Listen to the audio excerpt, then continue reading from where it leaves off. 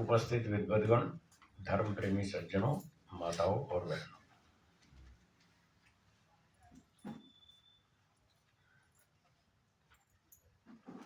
योग दर्शन पहला पाद और सूत्र 20 तक हमारा पाठ हो गया। अब 21वां सूत्र चलेगा। दोबारा कर दे। 20वां सूत्र दोबारा पढ़ लेंगे, कोई बात नहीं।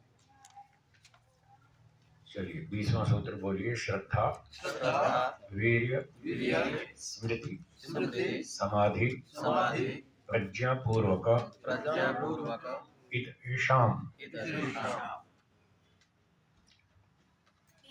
इतरेषाम अन्य योगियों की। जो योगी पिछले सूत्र में बताए थे, विदेह और प्रकृति लय, ये योगियों के नाम बताए थे, विदेह योगी और प्रकृति लय योगी। इन योगियों से इतरेषाम भिन्न योगियों की उपाय प्रत्यय समाधि होती है। वो उपायों के कारण से समाधि में पहुंचते हैं, असंप्रज्ञात समाधि में। तो उपाय बताए हैं इस सूत्र में। पहला उपाय है श्रद्धा। ईश्वर में श्रद्धा होनी चाहिए। ईश्वर है, हमारे अंदर है, बाहर है, आगे है, पीछे है, दाएं बाएं, ऊपर नीचे, सब जगह। वो संसार का मालिक है, राजा है, स्वामी है, हमारा माता पिता, गुरु, आचार्य, राजा और न्यायाधीश है। इस तरह की श्रद्धा होनी चाहिए।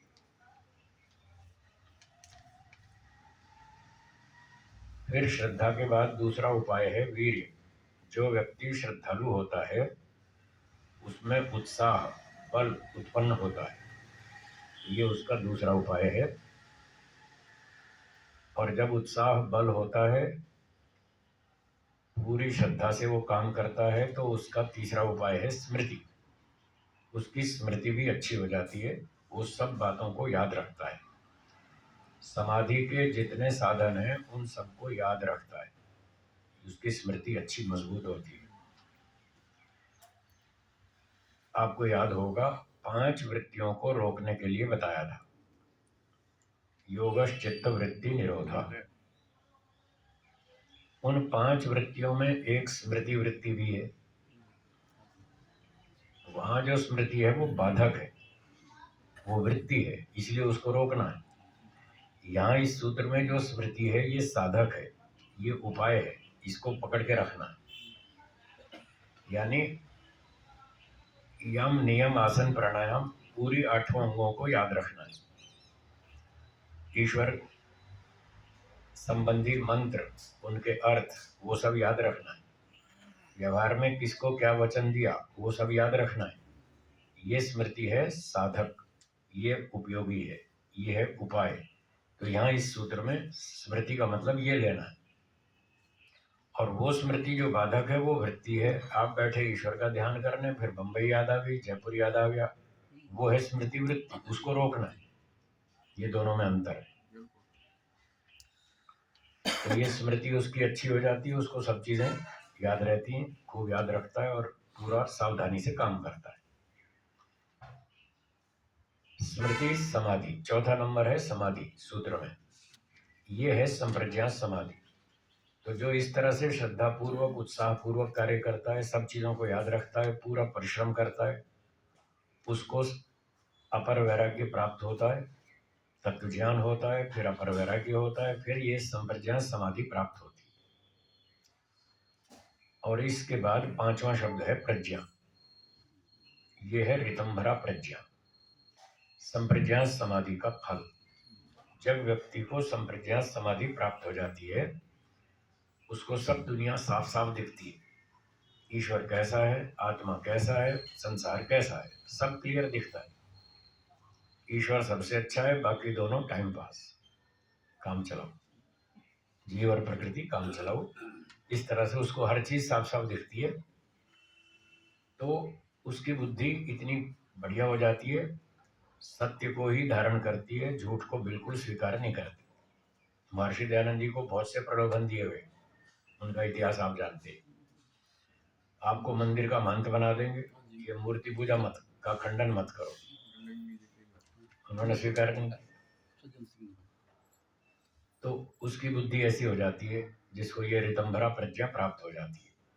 कहीं भी झूठ से संधि समझौता नहीं करेगा, भले उसको गोली मार दो, तोप से उड़ा दो, कुछ भी कर दो, उसको कोई डर नहीं लगता।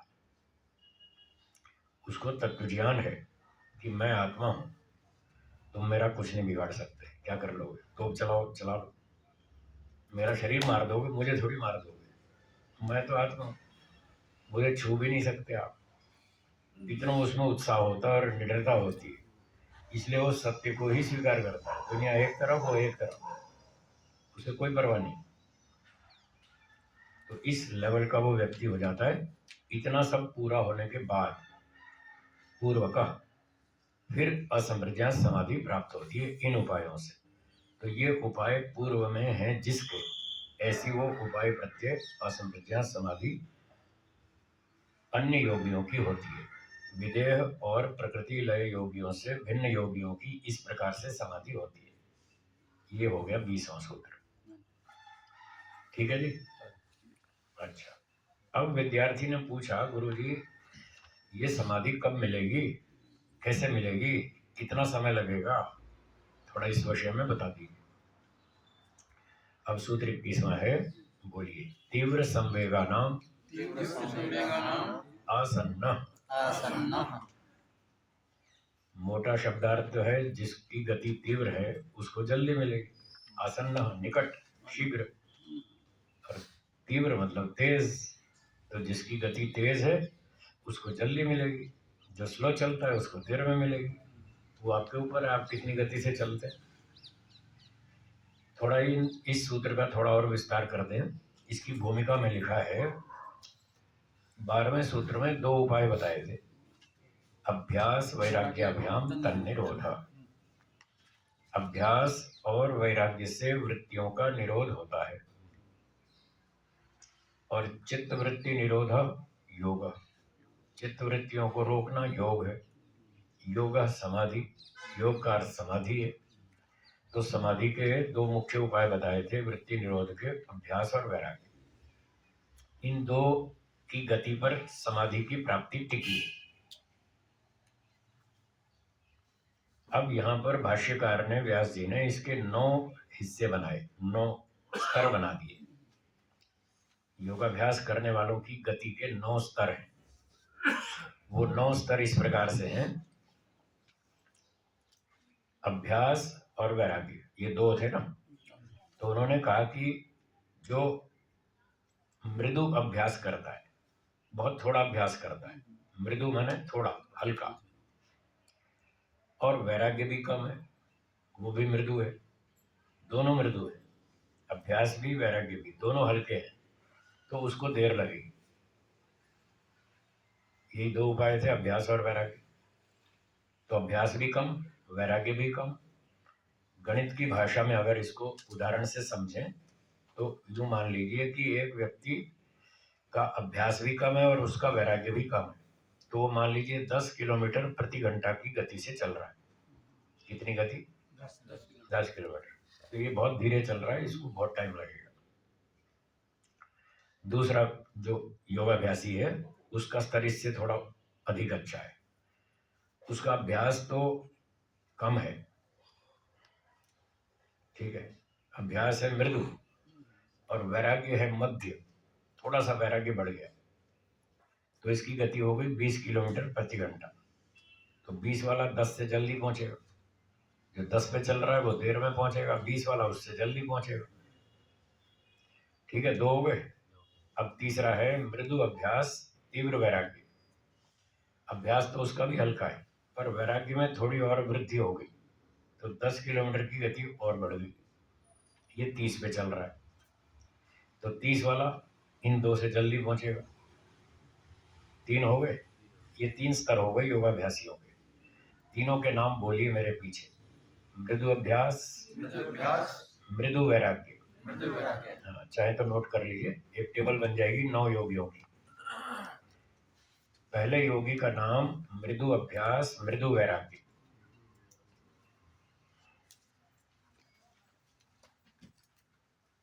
दूसरे का नाम मृदु अभ्यास मृदु वैराग्य मध्य वैराग्य, दूसरे का नाम क्या? मृदु अभ्यास मध्य वैराग्य, तीसरे का नाम मृदु अभ्यास तीव्र वैराग्य। 3 हो गए। ये 10, 20 और 30 किलोमीटर प्रति घंटा की गति वाले मान लीजिए समझने के लिए। चौथा, अब चौथे वाले ने अभ्यास को थोड़ा बढ़ाया, वो आ गया मध्य अभ्यास, पर वैराग्य उसका भी कम है, मृदु है, तो चौथे का नाम हो गया मध्य अभ्यास मृदु वैराग्य। ये 40 की स्पीड में चल रहा है, ठीक है। क्या नाम है चौथे का? मध्य अभ्यास मृदु वैराग्य। मध्य अभ्यास मृदु वैराग्य। पांचवा, मध्य अभ्यास मध्य वैराग्य। ये 50 की स्पीड में चल रहा है, इसकी स्पीड थोड़ी और बढ़ गई।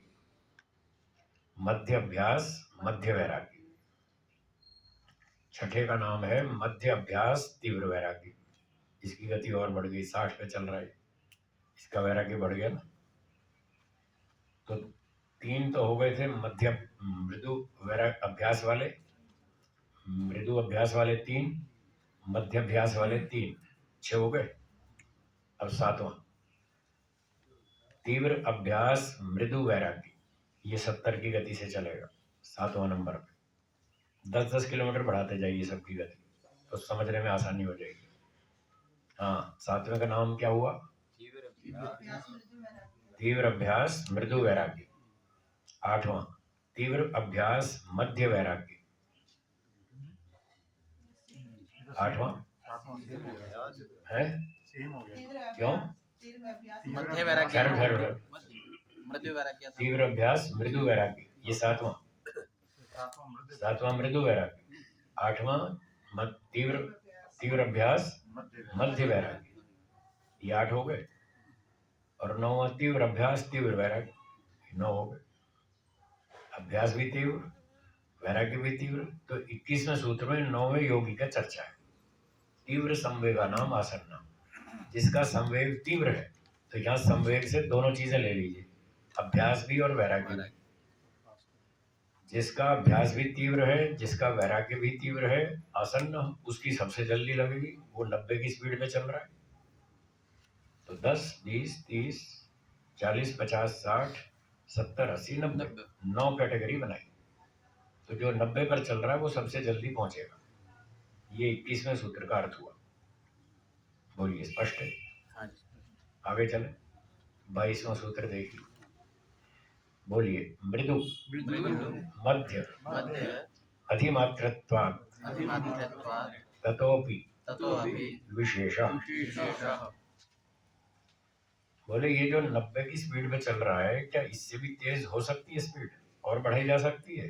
महर्षि पतंजलि ने कहा हाँ, और भी बढ़ सकती है, थोड़ा और एक्सीलेटर दबाओ फिर और स्पीड बढ़ेगी। तो 9वें नंबर पर तो था 21वें सूत्र में तीव्र अभ्यास तीव्र वैराग्य। अब इन्होंने कहा इसकी भी 3 कैटेगरी कर लेंगे। जो तीव्र अभ्यास तीव्र वैराग्य वाले हैं, उनमें आपस में 3 कैटेगरी बनाएंगे, एक 90 पर चलेगा, एक 100 पर, एक 110 पर। तो जो 90 पर चल रहा है, जिसका नाम पिछले 21वें सूत्र में था तीव्र अभ्यास तीव्र वैराग्य, उसके साथ मृदु शब्द और जोड़ दिए, मृदु तीव्र अभ्यास मृदु तीव्र वैराग्य। बोलिए बोलिए, तीव्र अभ्यास मृदु तीव्र वैराग्य।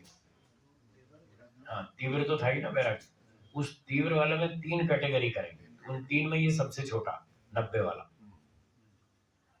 ठीक है। हाँ, क्या नाम डिसाइड किया?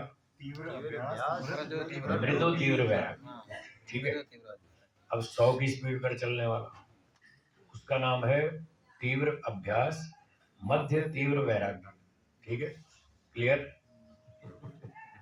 इसका थोड़ा और बढ़ गया ना, उसका मृदु तीव्र था, इसका मध्य तीव्र हो गया, वो 90 पर था, ये 100 पे आ गया, थोड़ा और बढ़ गया वैराग्य। तीव्र अभ्यास, मध्य तीव्र वैराग्य, और अब 110 पर चलेगा, वो इससे और आगे चलेगा। उसका नाम है तीव्र अभ्यास अधिमात्र तीव्र वैराग्य। हाँ, अधिमात्र मतलब हाई स्पीड। तीव्र वैराग्य तो तीनों का है, पर इन तीनों में एक मृदु है, एक मध्य है, एक अधिमात्र है। एक 90 वाला, एक 100 वाला, एक 110 वाला। तो ये 110 वाला सबसे जल्दी पहुंचेगा, इसकी सबसे तेज है गति। इस प्रकार से सूत्र में ये 3 शब्द लिखे, मृदु मृदु मध्य अधिमात्रत्व ततोपि विशेषा। इस तीव्र वैराग्य वालों में भी जो आपस में मृदु मध्य और तीव्र कैटेगरी वाले होंगे, वो भी एक दूसरे की अपेक्षा और जल्दी पहुंचेंगे। 90, 100 और 110। स्वामी जी, इसका अर्थ हुआ कि अभ्यास से ज्यादा वैराग्य पे ज्यादा जोर है। जी हाँ, वैराग्य सॉलिड उपाय है, वो मजबूत है, वो राम बाण है, कभी फेल नहीं होगा। वैराग्य की इम्पोर्टेंस ज्यादा है। अब लोग बैठते हैं संध्या में ध्यान में, मन तो टिकता नहीं। क्यों नहीं टिकता? अब वैराग्य तो है ही नहीं, टिकेगा कैसे? अभ्यास कर रहे हैं 20-20 साल से, और वैराग्य नहीं, इसलिए प्रोग्रेस नहीं। और वैराग्य होते ही देखो फटाफट हाई स्पीड हो जाएगी। उसके बाद फिर जितना अभ्यास जोड़ेंगे उतना और गति बढ़ेगी। तो अब तक कितने 11 कैटेगरीज बन गई। 12 बन गई। ये 12 नहीं है तो 11 ही। 11 जो 9वां है, जो 21वें सूत्र वाला 9वां है, वही 22वें वाला मृदु वाला है, वो दोनों सेम है। अच्छा, जो 21वें सूत्र में जिसकी बात चल रही थी वो है 9वें स्तर का योगी, तीव्र अभ्यास तीव्र वैराग्य। उसी का नाम 22वें सूत्र में तीव्र अभ्यास मृदु तीव्र वैराग्य, वो सेम है। और फिर जो मध्य वाला आएगा वो उससे आगे होगा 10वां, और जो अधिमात्र तीव्र वैराग्य वाला होगा वो 11वां। इस तरह से अब तक 11 योगी बन गए। ठीक है। फिर एक विद्यार्थी ने पूछा, गुरुजी बहुत बढ़िया समझाया आपने, अब बहुत कुछ समझ में आ गया कि कैसे स्पीड बढ़ेगी और कैसे कौन जल्दी पहुंचेगा।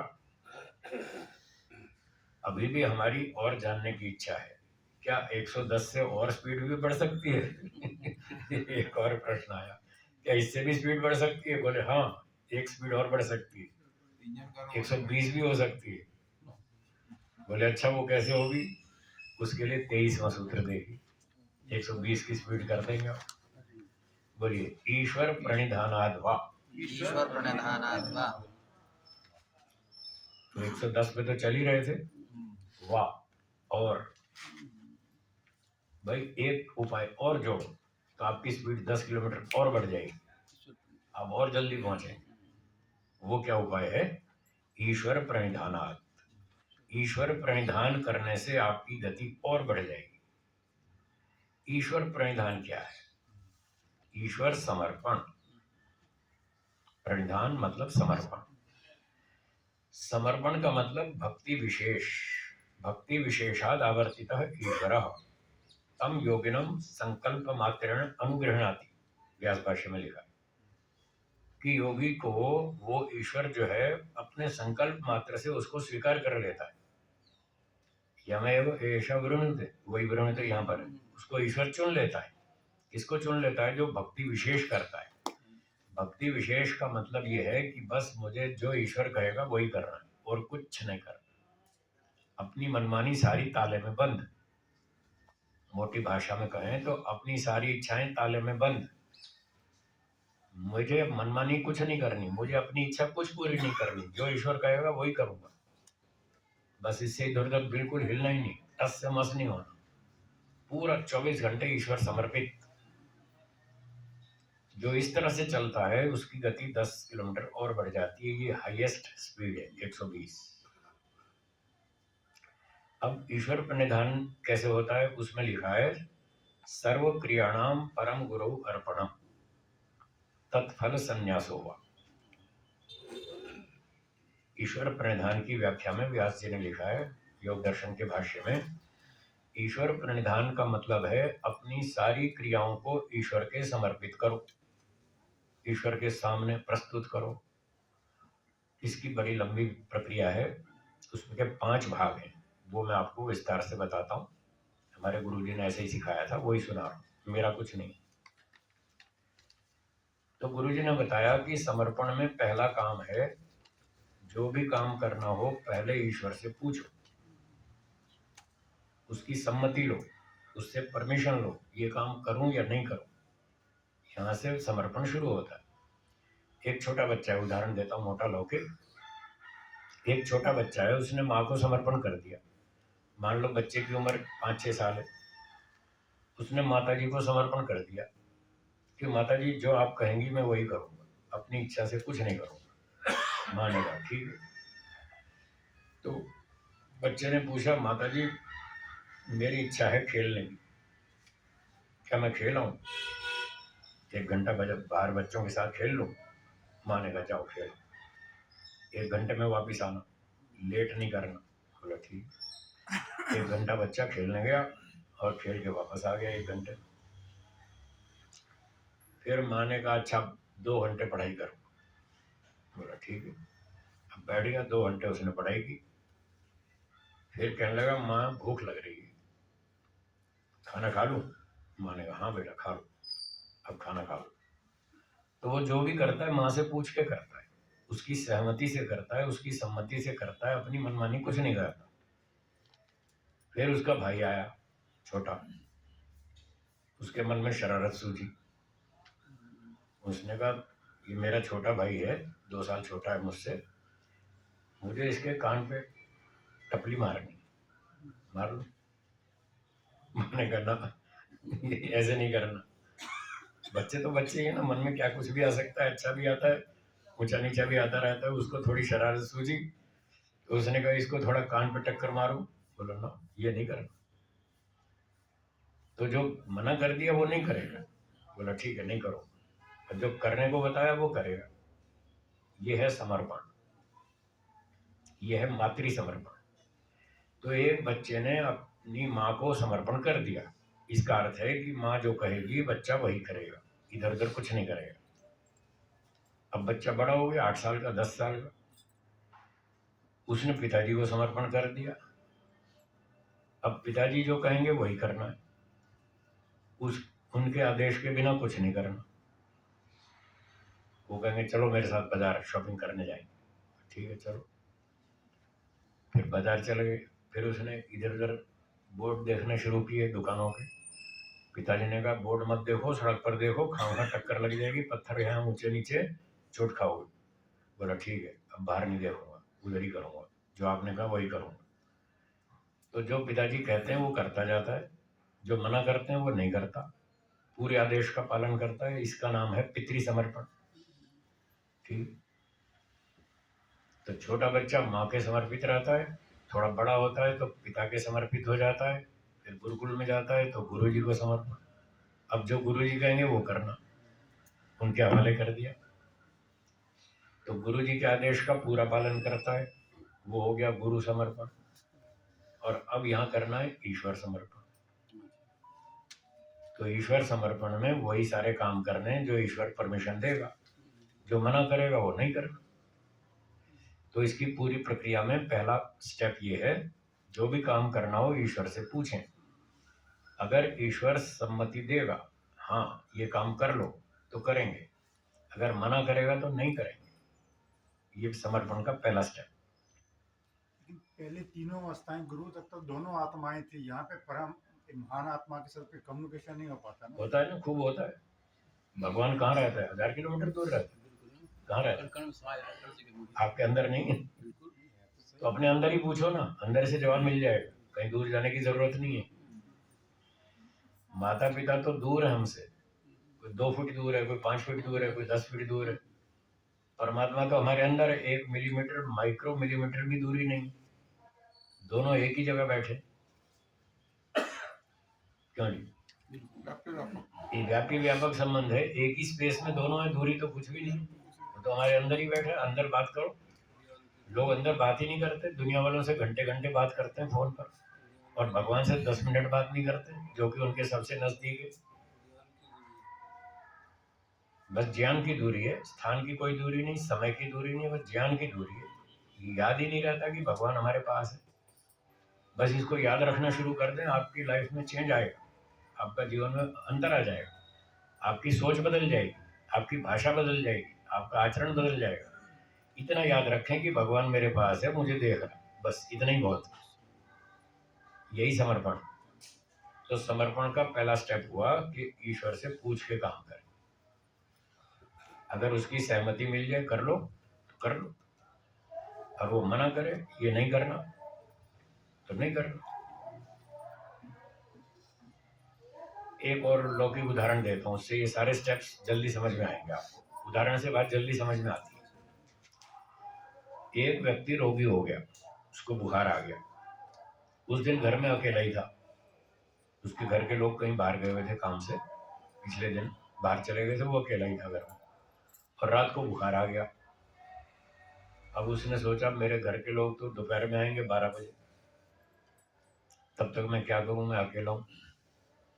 उसने अपने मित्र को फोन किया सुबह सुबह 7:30 बजे, 7 साढ़े 7 बजे फोन किया, भाई मैं घर में अकेला हूँ, मैं बीमार हो गया हूँ और मुझे बुखार है, मेरे घर के लोग 12 बजे आएंगे दोपहर में, तो आप मेरी मदद करो, मैं अकेला हूँ, मेरी सहायता करो, थोड़ी सेवा करो, आज घर में काम है थोड़ा बहुत। तो उसने मित्र को फोन किया। मित्र था ईश्वर समर्पित। उसने कहा ठीक है। जब मित्र ने सहायता के लिए बुलाया तो उसने ईश्वर से पूछा कि मेरा मित्र बीमार है, मुझे सहायता के लिए बुला रहा है, जाऊं या ना जाऊं। ईश्वर से पूछा, ईश्वर उसको क्या उत्तर देगा, हाँ या ना? हाँ, जाओ। तो एक काम पूरा हो गया। उसने ईश्वर से परमिशन ले ली कि मुझे सेवा में जाना। उसने कहा मेरे घर आ जाओ, 12 बजे मेरे घर के लोग आ जाएंगे, 12 बजे फिर आपकी सेवा पूरी हो जाएगी, 4 घंटे के लिए मुझे थोड़ी सेवा दो। उसने कहा ठीक है, मैं आता हूँ, 8 बजे पहुंच जाऊंगा, थोड़ा नाश्ता निपटा लूँ अपना, 8 बजे पहुंच जाऊँ। तो उसने ईश्वर से परमिशन ले ली कि मैं सेवा में जाऊँ। अब उसने फटाफट अपना नाश्ता निपटाया और 8 बजे स्कूटर लेके उसके घर पहुंच गया मित्र के यहाँ। बोला हाँ बताइए क्या सेवा है, क्या क्या काम है। उसने कहा मेरे कपड़े धोने, झाड़ू पोछा है, गंदगी पड़ी है, खिचड़ी बनानी है, डॉक्टर साहब से दवाई लानी है, 3-4 काम बता दिए। बोला ठीक है, पहले बताओ क्या करूं, पहले खिचड़ी बना लूं, थोड़ा खा पी लो, थोड़ी ताकत आएगी। बोला ठीक है। तो उसने खिचड़ी बनानी शुरू की रसोई में जाकर। तो खिचड़ी बना रहा था। अब दूसरा स्टेप ये है कि उस काम को करते समय ईश्वर को वहां उपस्थित अनुभव करे, ईश्वर की उपस्थिति को अनुभव करे, ये महसूस करे कि ईश्वर मुझे देख रहा है। जैसे आप मॉल में जाते हैं तो वहाँ सीसीटीवी कैमरे की सूचना लिखी रहती है, आप सीसीटीवी कैमरे की नज़र में हैं ऐसा लिखा रहता है, और आपने पढ़ लिया कि सीसीटीवी कैमरे की नज़र में है, तो आप सावधान हो जाते हैं, हाँ या ना? अगर वो सूचना नहीं पढ़ेंगे तो आप उतने सावधान नहीं रहेंगे, और यदि ये सूचना पढ़ ली कि आप सीसीटीवी कैमरे की नज़र में हैं, तो आपकी सावधानी बढ़ेगी या नहीं? बढ़ जाएगी ना। तो जैसे कैमरे की नज़र है उसके ऊपर, वो ऐसा महसूस करता है कि भगवान भगवान की नज़र भी मुझ पर है कैमरे की तरह। वो कैमरा तो एक दिशा में से आता है, इधर लगा रहा है, भगवान का कैमरा तो चारों तरफ लगा है। वो तो चारों तरफ लगा है, मैं भगवान की नज़र में बैठा हूँ और सारा काम कर रहा हूँ, खिचड़ी बना रहा हूँ, जो भी कर रहा हूँ। तो ये दूसरा स्टेप है समर्पण का, कि वो काम करते समय ये महसूस करता है ईश्वर मुझे देख रहा है। हम भी जब 35 साल पहले गुरुजी के पास रोजोड़े में गए थे सीखने के लिए, तो हमने पूछा गुरुजी ये कैसे होता है समर्पण, हमको समझाइए।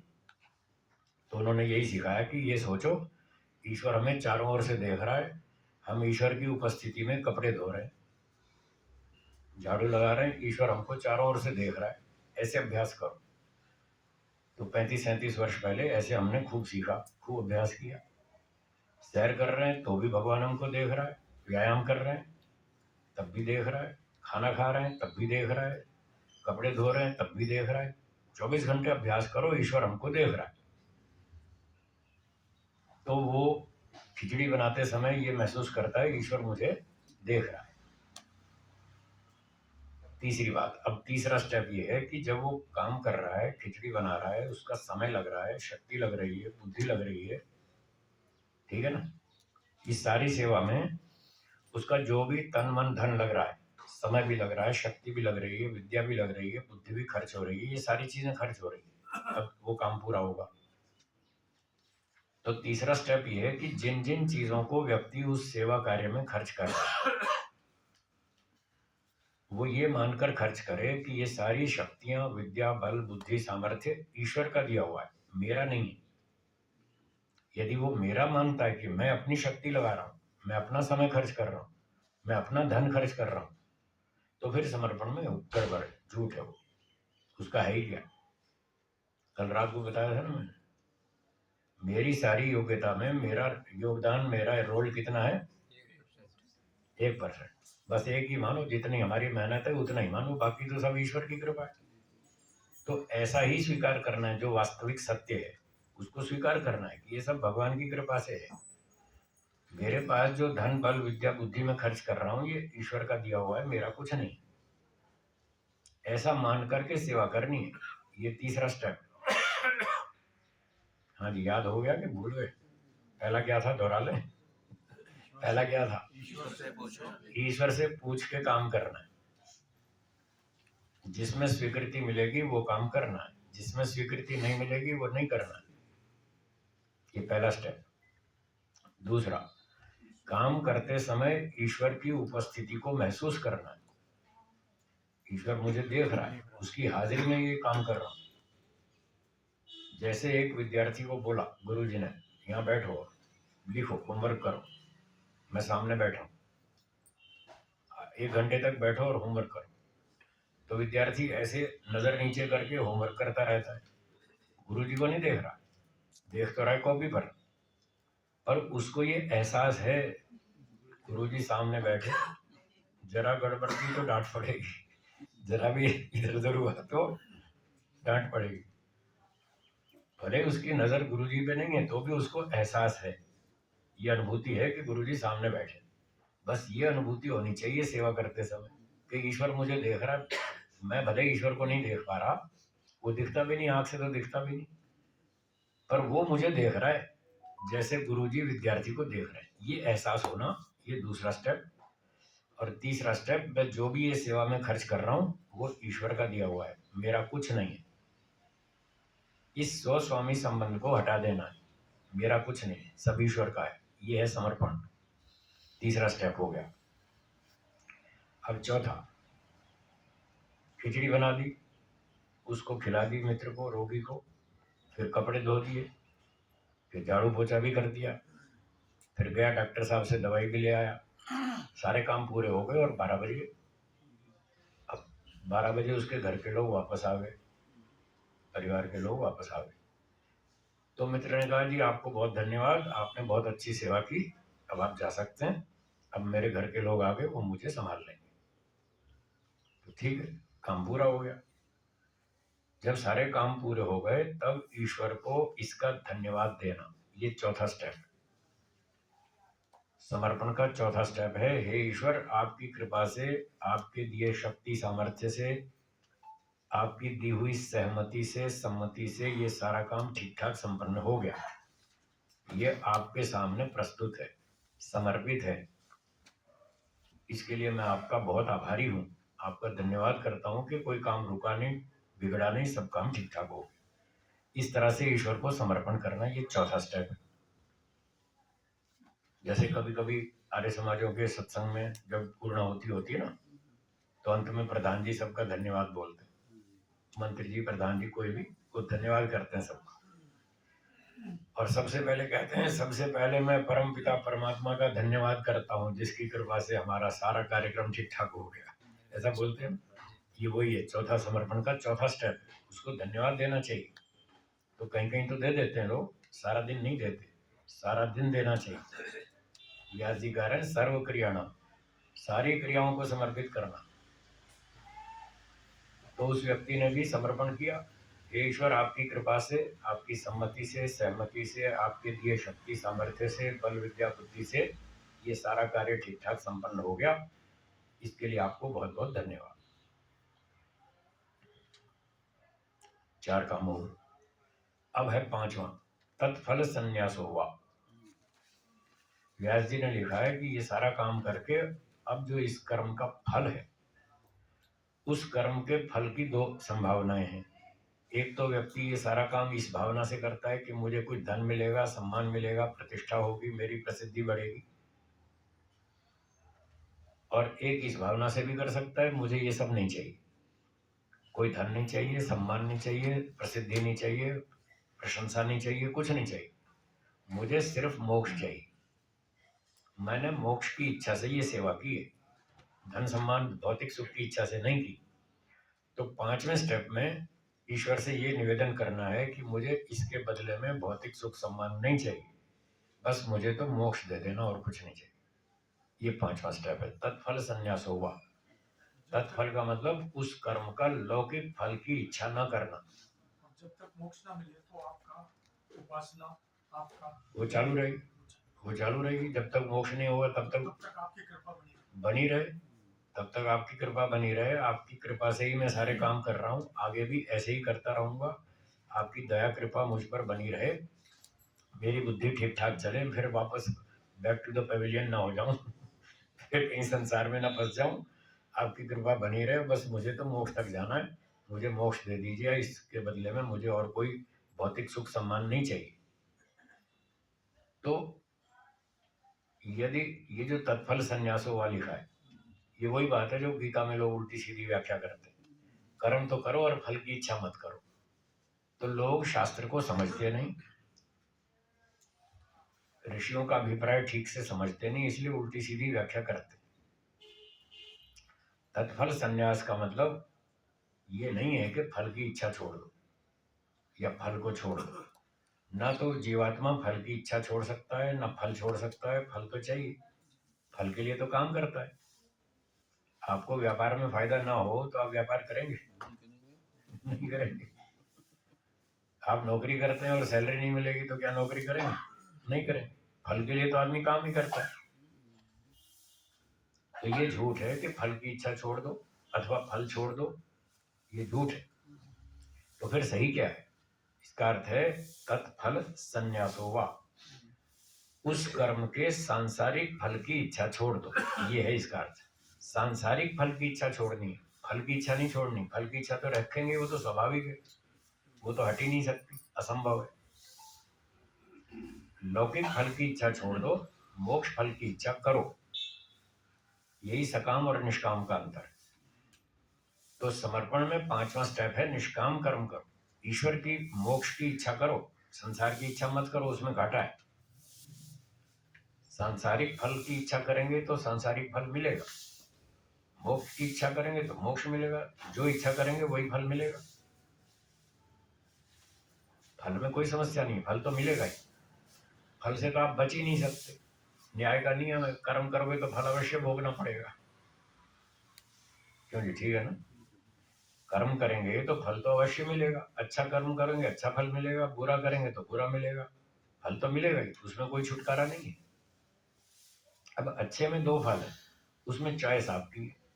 सांसारिक फल लो तो जन्म मिलेगा, जाति आयु भोग, ये सांसारिक फल है।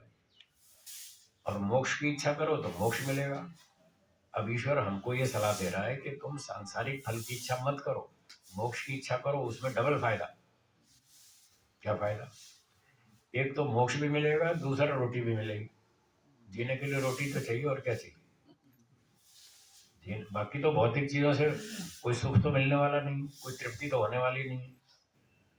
ये तो भौतिक साधन तो केवल जीवन रक्षा के लिए उपयोगी है, बस। वेदों का ये सिद्धांत है, इनसे सुख की आशा मत रखना।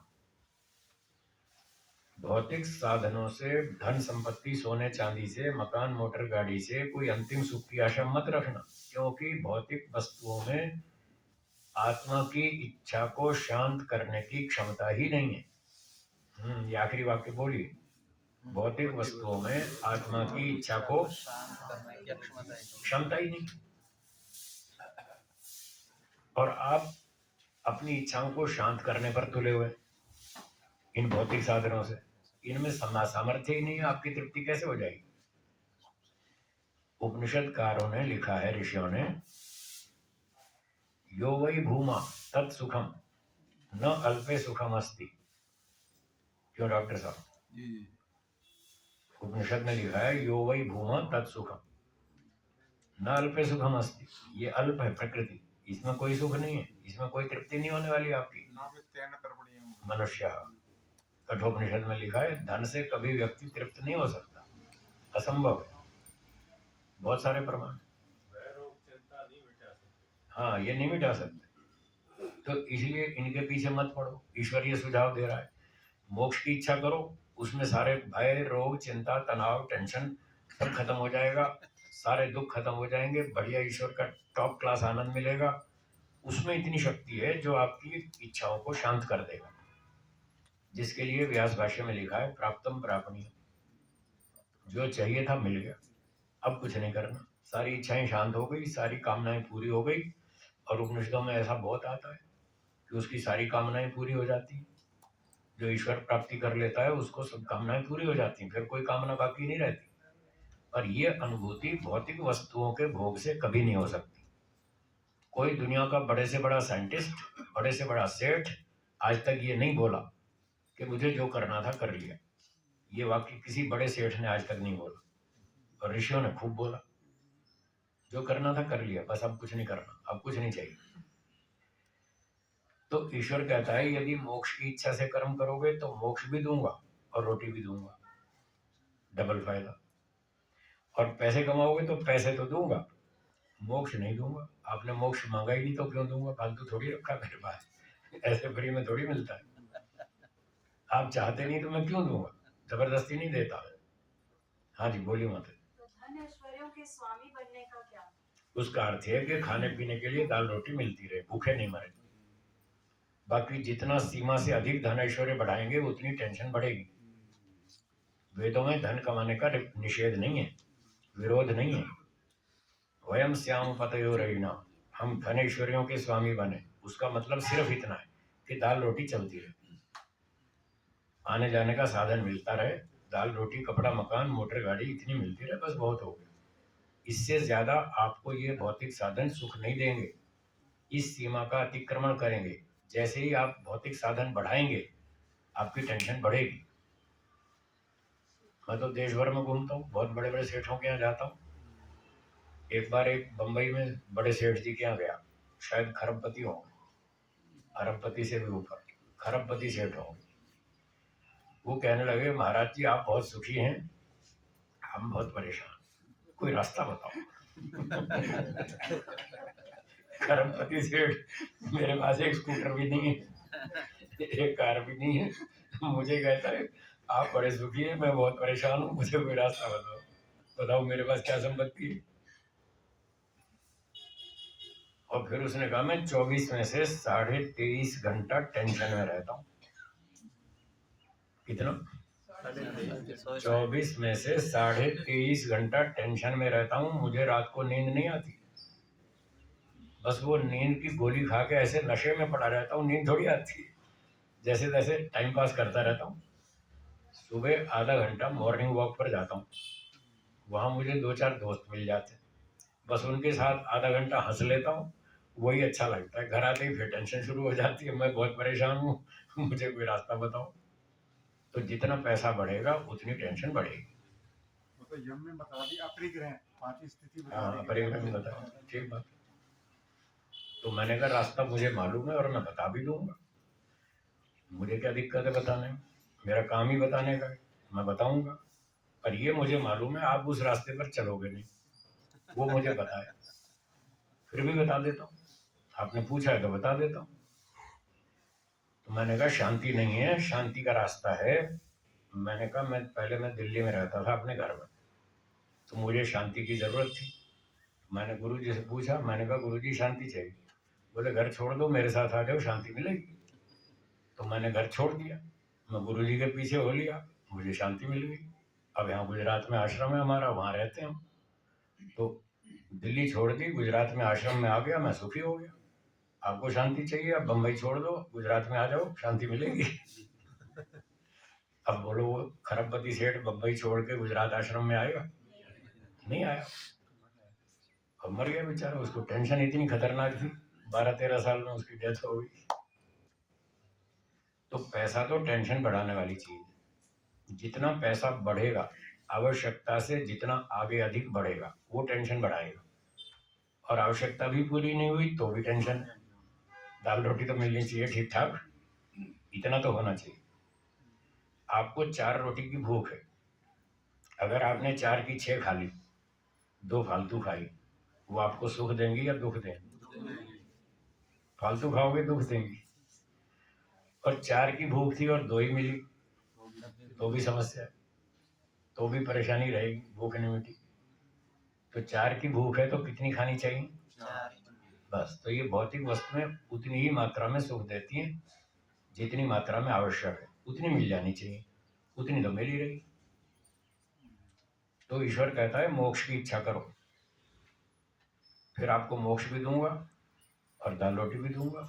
देखो मुझे 41 वर्ष हो गए घर छोड़े हुए, ईश्वर मुझे रोज दाल रोटी देता है, कभी एक दिन भी भूखा नहीं मरा। खूब अच्छा खाना मिलता है, बढ़िया मिलता है, और मोक्ष भी मिलेगा, क्योंकि मैं मोक्ष की तरफ जा रहा हूँ, मोक्ष की प्रार्थना करता हूँ, मोक्ष की कामना से सारे काम करता हूँ, तो मुझे मोक्ष भी मिलेगा, दाल रोटी भी मिल रही है। बताओ क्या क्या नुकसान? कोई घाटा नहीं। तो ये समर्पण का 5वां स्टेप है, हे ईश्वर मुझे मोक्ष दीजिए और कुछ नहीं चाहिए। दाल रोटी तो एडिशनल है, वो तो फ्री में है, वो तो भगवान अपने आप ही दे देता है, उसकी कामना मत करो, अपने आप दे देता है वो। ठीक है, तो सूत्रकार कह रहे हैं ईश्वर प्रणिधानाद्वा, ईश्वर प्रणिधान को और जोड़ लो साथ और आपकी स्पीड बढ़ जाएगी। स्वामी जी, ईश्वर प्रणिधान 3 जगह है। हाँ स्वादिपाद में 2 जगह। जी हाँ, जी हाँ, सब जगह एक ही परिभाषा है, एक ही परिभाषा है, ईश्वर प्रणिधानाद्वा। यहाँ तो इस प्रसंग में बता दिया। और तपस्वाध्याय ईश्वर प्रणिधानानि क्रिया योग, वहाँ क्रिया योग में प्रारंभिक अभ्यासी को बता दिया, फिर यम नियम में बता दिया ईश्वर प्रणिधान। तो तीनों जगह एक ही बात है, सेम।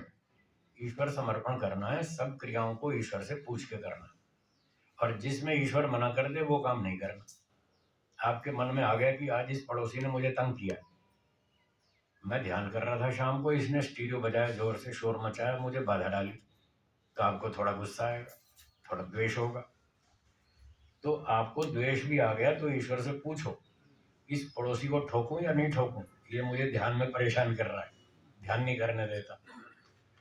तो ईश्वर कहेगा ठोकना नहीं, उसको सहन करो, तपस्या करो, तपो द्वंद्व सहनम, थोड़ी सहन करो, तपस्या करो, ठोकना नहीं, द्वेष नहीं करना। उसको जाके सूचना जरूर दो, उसको बताओ भाई मैं शाम को 6 से 7 ध्यान करता हूँ, मेहरबानी करके उस समय स्टीरियो ना बजाया करें, आगे पीछे बजा लो, मुझे ध्यान में क्यों बाधा डालते? प्रेम से कह देना उसको। और आपने जाके कह दिया, उसकी समझ में नहीं आई, उसने अगले दिन फिर बजाया और फिर उसी समय बजाया, 6 से 7 के बीच में, आपको फिर बाधा पड़ी, फिर आपको गुस्सा आएगा। तो भले ही वो 30 साल तक बजाता रहे तो भी आपको गुस्सा नहीं करना। ईश्वर कहेगा ना, गुस्सा नहीं करना, उसको सहन करो, अपना दरवाजा बंद करो, खिड़की बंद करो, साउंड प्रूफ रूम बनाओ और बैठ के ध्यान करो, उससे द्वेष नहीं करना। ये है समर्पण। हम जहाँ रोजड़ में रहते हैं ना, ये माता जी तो रही है रोजड़ में, इनको पता है, हमारे पड़ोस में सामने एक स्टीरियो बजाता है और वो खूब बजाता है, और हम उसको 30 साल से मना कर रहे हैं, वो मानता ही नहीं, तो भी हम उससे झगड़ा नहीं करते। और वो उसी टाइम बजाता है जब हम ध्यान करते हैं, शाम को ध्यान की घंटी होती है, उसी समय बजाता है, जानबूझ के बजाता है, मानता ही नहीं।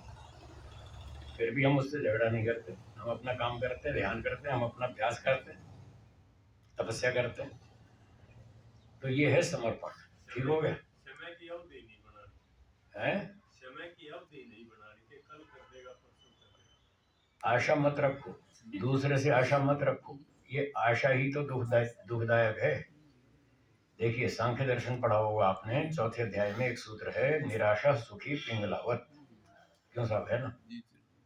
निराशा सुखी, जो व्यक्ति दूसरों से अधिक आशा नहीं रखता वो सुखी रहता है, और जो जितनी एक्सपेक्टेशन ज्यादा रखता है उतना दुखी रहता है।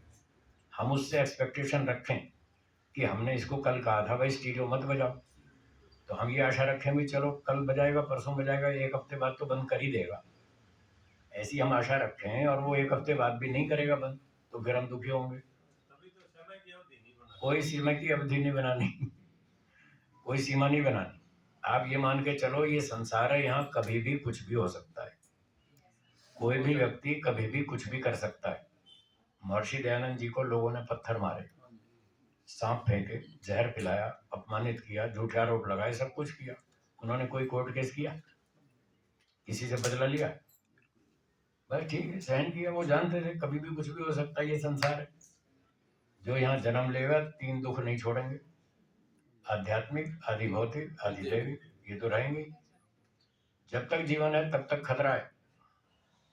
क्या बोला? जब तक जीवन है तब तक खतरा है।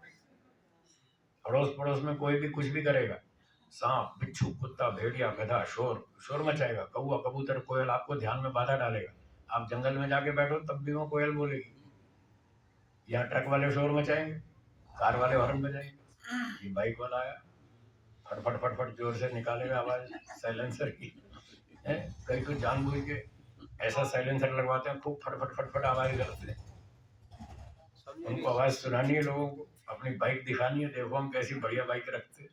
आपको ये सब सहन करना पड़ेगा। ऋषि ने जो यथा योग्य व्यवहार लिखा है स्वामी जी। हाँ लिखा है ना, यथा योग्य करना चाहिए। यथा योग्य का क्या मतलब? जो एक पत्थर मारे तो उसको 2 मारो।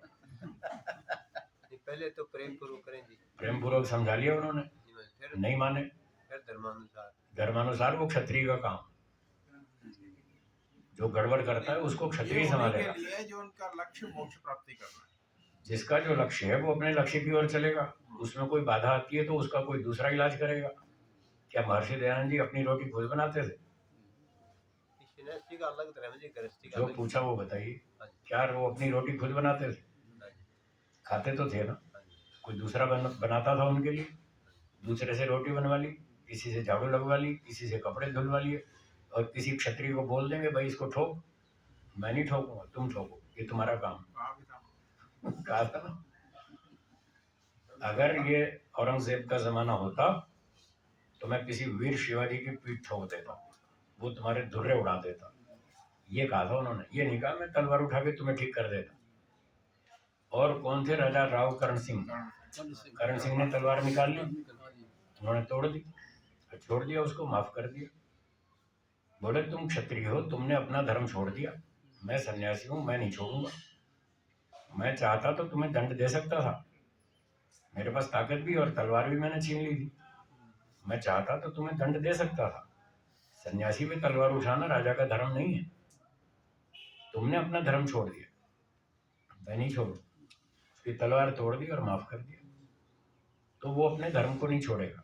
कोई दूसरे को बोल देगा भाई इसको रोको, ये तंग करता है हमको।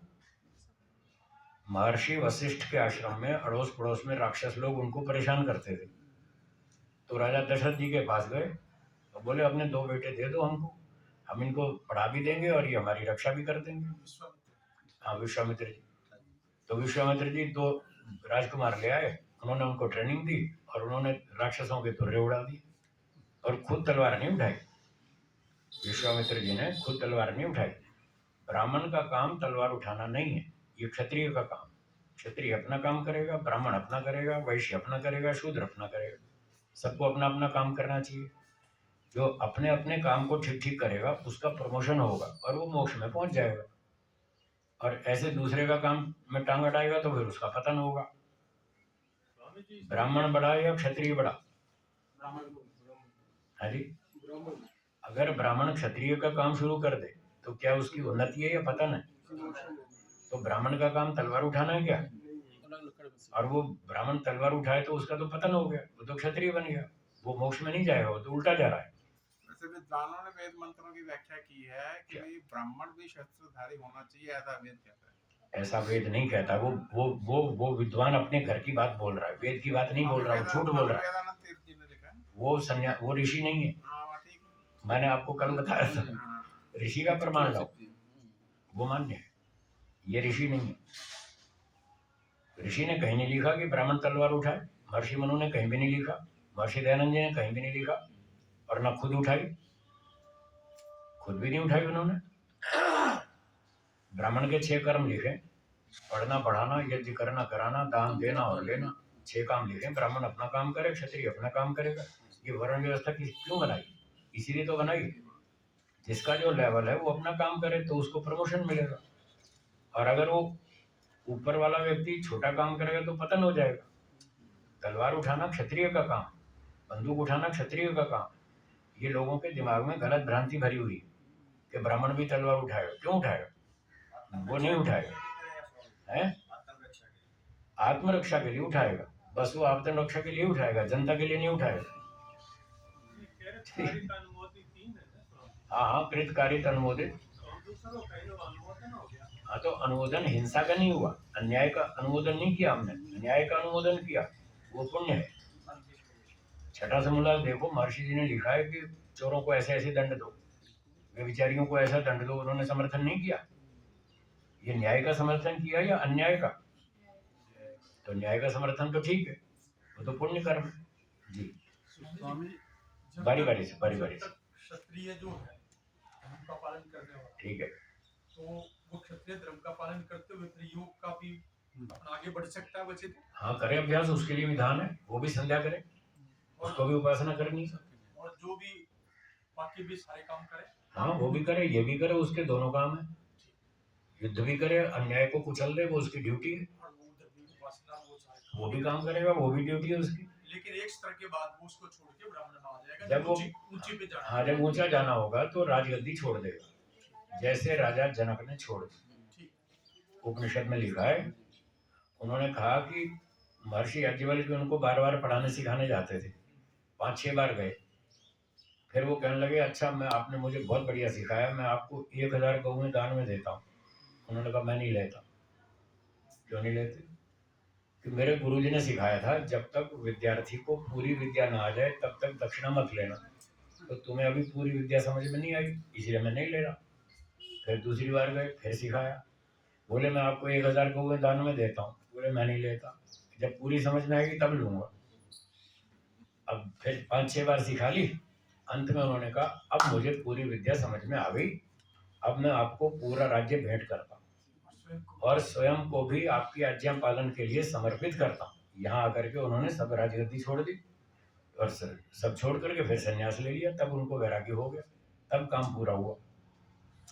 तो फिर महर्षि याज्ञवल्क्य जी ने वो स्वीकार कर लिया होगा, किसी और को राजा बना दिया होगा, खुद थोड़ी राजा बनेंगे, वो तो पतन हो जाएगा उसका। स्वामी जी बीच में जब उसने सारा दे दिया तो एक बार शायद ये भी कहा ना कि अब इसको मेरा मान के कर ताकि पक्का हो जाए ये। हाँ, बीच में कच्ची स्थिति में तो बोला होगा कि अभी मत छोड़ो, अभी मत छोड़ो, अभी ये काम करो, अभी अभी आपकी योग्यता और बढ़ानी है। तो जब योग्यता पूरी बढ़ जाएगी तब वो व्यक्ति उस काम को छोड़ देगा, तब किसी और को सौंप देगा, भाई तुम चलाओ। जैसे रावण को मारकर लंका का राज्य श्री राम जी ने किसको दिया? दे दिया ना, खुद नहीं बैठे हो, लो भाई तुम चलाओ। तो इस प्रकार से काम करना चाहिए, ऋषियों के वेदों के अनुसार इस तरह से उचित है। तो ब्राह्मण कभी भी क्षत्रिय वाला काम नहीं करेगा, और जिन लोगों ने ये बातें फैला रखी वो झूठ है, वो ऋषियों के वेदों के विरुद्ध है। हाँ जी, तो हमारी बात क्या चल रही थी? ईश्वर प्रणिधानाद्वा, ईश्वर समर्पण करने से समाधि और भी शीघ्र होती है। और कोई शंका हो तो बोलिए। कुछ शंका तो चलो उनकी की शंका, मेरे में भी शंका थी। जी। अब अगर शूद्र जो है ये समाधि में बैठ जाए, कौन? मतलब तो शूद्र जो है जो सफाई वफाई कर रहे हैं, हाँ मान लो हाँ, ठीक कोई है, भी हो, ठीक है, क्षेत्रीय शूद्र या वैश्य ठीक हो, है, ठीक है। तो अगर वो समाधि में बैठ जाए, अपने काम ना करे, तो आपने कहा अगर क्षत्रिय या तीनों भी अपने काम करता रहता, कर्तव्य पूर्वक करता है, तो वो भी मोक्ष को प्राप्त करेगा। कौन? क्षेत्रीय शूद्र और ये वैश्य जो अपना अपना काम करेंगे उनको प्रमोशन मिलेगा। मैंने ये शब्द बोला, मेरी बात को तोड़ मरोड़ के पेश मत कीजिए। जो मैंने बोला उसको बोलिए, फिर अगली शंका पूछिए। मैंने कहा उसको प्रमोशन मिलेगा, मोक्ष नहीं मिलेगा। मोक्ष किसने बोला? मैंने तो नहीं बोला मोक्ष। मोक्ष तो सिर्फ सन्यासी को होगा।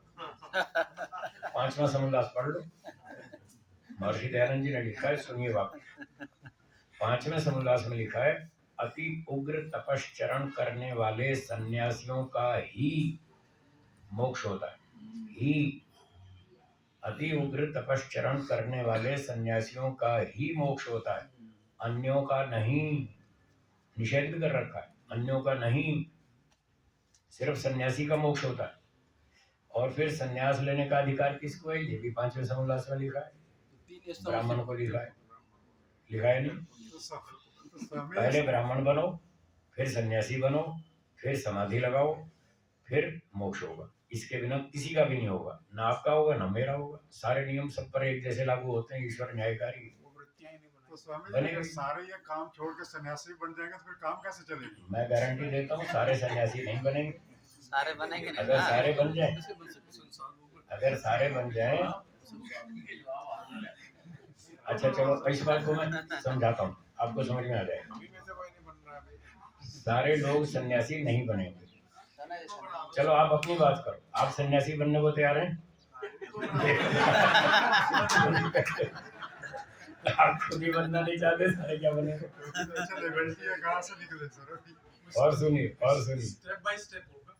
और सुनिए, आपके पंचकुला में जितने लोग रहते हैं, सिर्फ पंचकुला की बात कर रहा हूँ, एक नगर की, पंचकुला नगर की, यहाँ जितनी पॉपुलेशन है कि सारे के सारे एक साथ डॉक्टर बन जाएंगे, एक साथ वकील बन जाएंगे, एक साथ इंजीनियर बन जाएंगे, एक साथ साइंटिस्ट बन जाएंगे।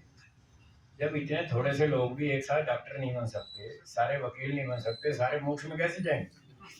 मोक्ष में जाना तो इससे 50 गुना कठिन। डॉक्टर बनना सरल है, इंजीनियर बनना सरल है, पायलट बनना सरल है, वैज्ञानिक बनना सरल है। मोक्ष तो इससे बहुत कठिन है। तो सारे कैसे चले जाएंगे? और ये आपका काल्पनिक प्रश्न है। यदि सारे चले गए तो दुनिया का क्या होगा? अब जब आपका प्रश्न काल्पनिक है तो मेरा उत्तर भी काल्पनिक सुनिए। मैं इसका एक काल्पनिक उत्तर दे रहा हूँ है ना, तो सारे जाएंगे और ना ये समस्या आएगी। फिर भी सपोज कल्पना करते हैं यदि सारे लोग मोक्ष में चले भी जाएं तो क्या होगा? तब ये होगा ईश्वर दुनिया बनाना बंद कर देगा। जब बाजार में कर्फ्यू लगाओ 10 दिन का, मार्केट खुलेगी नहीं, कोई ग्राहक आएगा ही नहीं, तो उन दिनों हलवाई मिठाई बनाएगा ही नहीं, बंद कर देगा। तो ग्राहक तो है नहीं, क्यों बनाऊं? मैं मिठाई बनाऊंगा सड़ जाएगी, पहले ही पॉपुलेशन ज्यादा है। तो भगवान बंद कर देगा सृष्टि। परंतु ये प्रश्न भी काल्पनिक है, उत्तर भी काल्पनिक है। न तो सारे मोक्ष में जाएंगे, न ये सृष्टि बंद होगी। सांख्य दर्शन में लिखा है इदानीम इव सर्वत्र न अत्यंतोच्छेद, पहले अध्याय में सूत्र। चले भी आए तो वो उधर से आने वाले भी तो ध्यान रखें। वो और आएंगे ना, ये अगली बात है। कुछ जाएंगे और कुछ आएंगे, सारे ना कभी जाएंगे, न ये दुनिया बंद होगी। इदानीम इव सर्वत्र, सांख्य में सूत्र है, जैसे अब सृष्टि चल रही है ऐसे ही सदा चलेगी, ना ये कभी पूरी बंद होगी ना हुई है। कुछ लोग जाएंगे, कुछ लोग आएंगे, ना सारे जाएंगे ना सारे आएंगे, ठीक है? तो उसकी चिंता ना करें। और वैसे एक और मजाक की बात कर दूं, वैसे भी दुनिया आप चला रहे हैं क्या? आपको क्या टेंशन है? चले ना चले, बंद हो जाए, जो भी हो, आपको क्या टेंशन है? जो चला रहा है तो उसकी टेंशन है, उसको सोचना चाहिए अगर अरे सारे लोग मोक्ष में चलेंगे मेरी दुनिया कैसे चलेगी, ये तो उसको सोचना। पर वो परेशान नहीं होता, उसको पता है सारे लोग नहीं जाएंगे। सारे लोग डॉक्टर भी नहीं बनने वाले, मोक्ष में कहाँ जाएंगे? बोलिए साहब, बोलिए। आपने कर्म फल की बात हुई, इच्छा वाली, भगवद गीता में जो दूसरे अध्याय में श्री कृष्ण जी अर्जुन से कह रहे ब्रह्मण्यवादी का मारस्ते क्या अर्थ है इसका? स्वामी जी इसका जो है ना भावार्थ जो है वो थोड़ा समझा दीजिए। अच्छा, लोग इसका ये अर्थ करते हैं, पहले वो सुनाते हैं जो जनता अर्थ करती है। हाँ जी, लोग इसका अर्थ ये करते हैं कि कर्म में तुम्हारा अधिकार है, फल की इच्छा, फल में कोई अधिकार नहीं, कर्म तो करो, फल की इच्छा मत करो, ऐसा अर्थ लोग करते हैं। ये गलत है। कर्म तो कोई नहीं करेगा, हाँ, इसीलिए तो कह रहा हूँ ये अर्थ गलत। अगर फल में अधिकार नहीं है तो कर्म क्यों करें हम? क्यों करें जब फल तो मिलना ही नहीं? ये भी तो है कि आप कर्म करिए, कर्म से वो मत कीजिए। हाँ, अभी बताता हूँ। पहली बात तो ये गलत है कि जो लोग ऐसा अर्थ करते हैं कि कर्म तो करो, फल की इच्छा मत करो। हमारा प्रश्न है क्यों ना करें? यदि फल की इच्छा ना करें तो कर्म ही क्यों करें? आप हमको क्यों उपदेश दे रहे हो कर्म करें? क्यों करें? इसका वैसे सही अर्थ मेरे ख्याल से ये हो सकता है कि कर्म करते हुए कर्म पर ही ध्यान करो, फल के ऊपर ध्यान मत करो। फल फल पर, तो अपने आप मिलेगा ही मिलेगा। हाँ ये ठीक है, ये अर्थ सही है। फल तो मिलेगा, फल की तो गारंटी है, फल से तो कोई बच ही नहीं सकता। फल पे ध्यान रखेंगे तो कर्म ठीक नहीं होगा। हाँ, उसमें गड़बड़ हो जाएगी, ये ठीक है, ऐसा अर्थ ठीक है। और एक अर्थ ये है, कर्म करो फल की चिंता मत करो। फल तो मिलेगा, फल की चिंता मत करो, उसकी टेंशन मत करो। तीसरा अर्थ है, कर्म तो करना तुम्हारे अधिकार में है, कर्मण्येवाधिकारस्ते, कर्म में तुम्हारा अधिकार है। माँ फलेषु कदाचन, यहाँ फल शब्द का अर्थ फल नहीं है, यहाँ फल का अर्थ है परिणाम। प्रणाम। परिणाम में तुम्हारा अधिकार नहीं है, फल में तो पक्का अधिकार है, फल तो मिलेगा, पर परिणाम आप जैसा चाहते हैं उसकी कोई गारंटी नहीं है। उदाहरण, परिणाम और फल में क्या अंतर है, उसका अंतर सुनिए। एक अध्यापक है, वो विद्यार्थियों को पढ़ाता है, 50 विद्यार्थी पढ़ते हैं उसकी क्लास में, ठीक है, पढ़ाने का उसका अधिकार है। वो घटिया ढंग से पढ़ाए, बढ़िया ढंग से पढ़ाए, जैसे भी पढ़ाए, वो उसका अधिकार है, उसके कंट्रोल में, वो किस तरह से पढ़ाता है। तो पढ़ाना ये उसका अधिकार है। अब 50 विद्यार्थी पढ़ते हैं, क्या सबके सब बराबर लाभ उठाएंगे? क्या सबके सब पास हो जाएंगे? ये है उसके कर्म का परिणाम। अध्यापक का कर्म क्या है? पढ़ाना।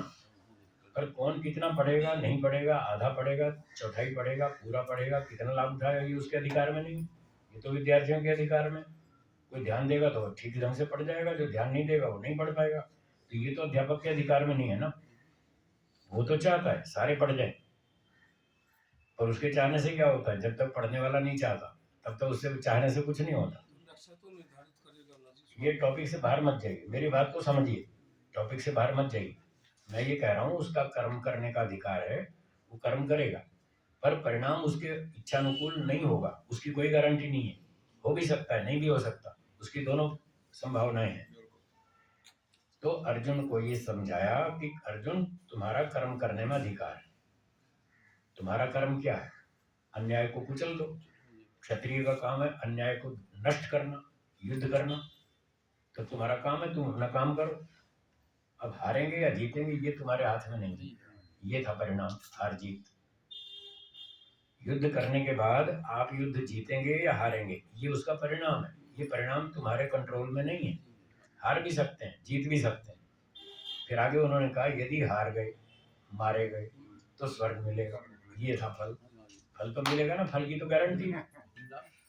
अगर हार गए, मारे गए युद्ध में, तो स्वर्ग मिलेगा, क्योंकि तुमने अपने कर्तव्य का पालन किया। स्वयं फल को कह रहा है। स्वयं कह रहे हैं कि तुम्हें ये फल मिलेगा। फल का निषेध कहाँ किया उन्होंने? मारे गए तो स्वर्ग मिलेगा, और जीत गए तो मोक्ष से महीम, तो तुम्हें राज मिलेगा। देखो, फल तो बता ही रहे, फल का निषेध कहाँ किया। लोगों को गीता पढ़नी तो आती नहीं, खाम खा ऐसे उल्टी सीधी व्याख्या करते हैं। तो जीत गए तो राज्य मिलेगा, हार गए तो स्वर्ग मिलेगा। फल तो पक्का है, फल की टेंशन क्यों? बस तुम कर्म करो, अपना काम पूरा करो, देखी जाएगी जो होगा। यही बात सब पर लागू होती है। आप अपना काम करो, मैं काम कर रहा हूँ, मैं देश भर में घूमता हूँ, बहुत लोगों को बताता हूँ, पढ़ाता हूँ, सिखाता हूँ। मेरी तो इच्छा है सब लोग सीखें, पर मुझे पता है सब लोग नहीं सीखें। पूना में एक चार्टर्ड अकाउंटेंट साहब ने मुझसे पूछा, गुरुजी आप इतनी दौड़ लगाते हो, देश भर में घूमते हो, 8-8 घंटे चिल्लाते हो रोज की रोज, आपको रिजल्ट क्या मिलता है? लोग कुछ सुधरते हैं कि नहीं? मैंने कहा, मुझे 3-4-5% रिजल्ट मिलता है। मेरे प्रवचन से जो उच्च स्तर के लोग हैं वो 3-4-5% है, वो लाभ उठाते हैं, वो अच्छा उठाते हैं। बाकियों का जिसका जितना लेवल है वो उतना लाभ उठाता है, जिसका कम है वो कम उठाता है। अपने अपने स्तर पे सब लोग लाभ उठाते हैं, पर ऊंचे स्तर पर 3-4 या 5% लोग लाभ उठाते हैं। तो उसको सीए को बड़ा आश्चर्य हुआ, बोला बस 5%? मैंने कहा हाँ।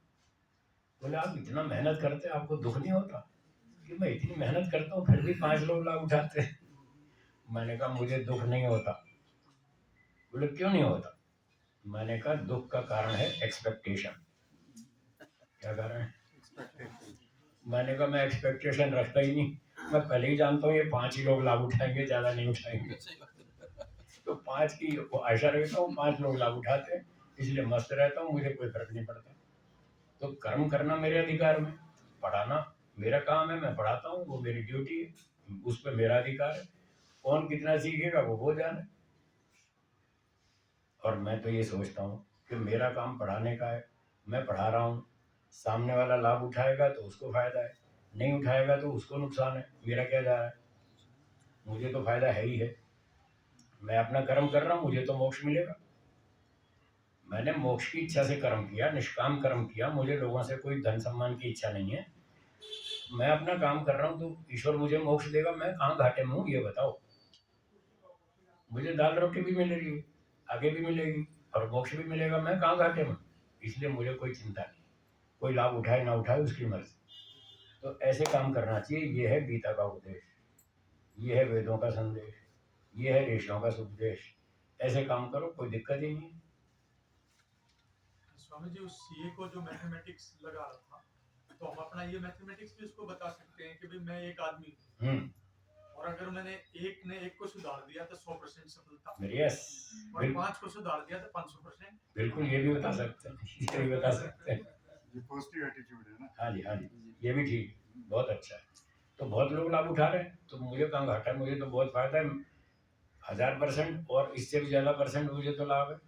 क्योंकि मैं जितने लोगों को पढ़ाता हूँ, सिर्फ एक थोड़ी सुधरता है, बहुत सारे सुधरते हैं। तो कई गुना लाभ है, इसलिए काम करना चाहिए। चिंता मत करो, अपना काम करो, जो होगा देखी जाएगी।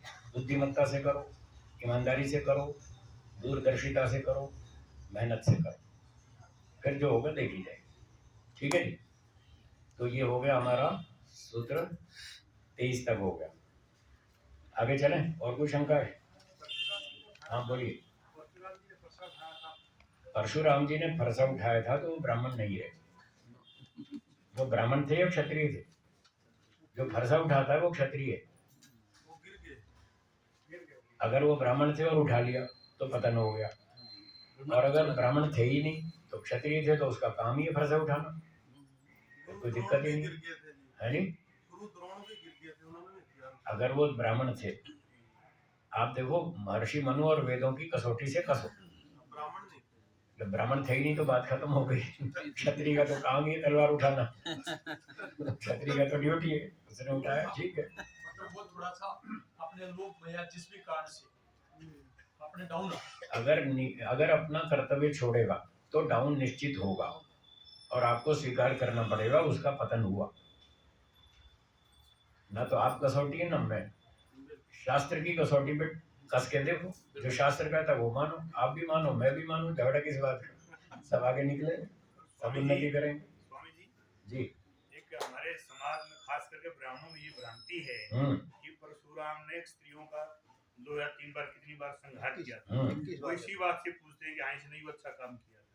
ये भी एक समाज के ढंग से तो है, तो भ्रांति है, और ये अच्छी बात नहीं। मतलब स्त्रियों को मारा, हाँ मारा है स्त्रियों को, तो वो लोग क्या कहते हैं कि क्षत्रिय का काम है स्त्रियों को मारना। तो वो अच्छा मानते हैं उसको कि अच्छा काम किया उसने। क्षत्रियों को मारा जी, स्त्रियों को नहीं। स्त्रियों को नहीं जी, स्त्रियों को, क्षत्रियों को मारा, वो दुष्टों को मारा होगा। जिन क्षत्रियों को मारा वो दुष्ट होंगे, हाँ या ना? बिल्कुल ऐसा ही होना तो चाहिए। दुष्टों को मारेगा तो ठीक है, फिर तो अच्छी बात है, दुष्टों को तो मारना ही चाहिए। जो श्रृंखल हो गए थे क्षत्रिय, हाँ, तो उस टाइम उनको मार दिया, उनको मार दिया, ठीक है।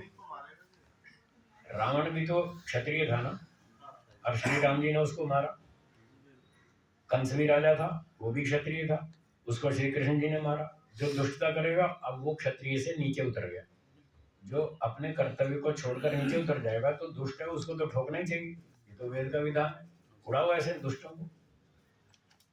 ऐसे शिशुपाल और वो जरासंध आदि कितने सारे लोग थे जो बदतमीजी में उतर आए, तो उनको ठोक दिया। तो राजा का काम है, क्षत्रिय का काम है दुष्टों को दंड देना, ठीक किया उन्होंने। जो वर्तमान जो जाति व्यवस्था है ये तो जन्म की है। हाँ जी, ये वो वेद वाली तो है, ये तो है ही, ये तो गलत है, वेद विरुद्ध है।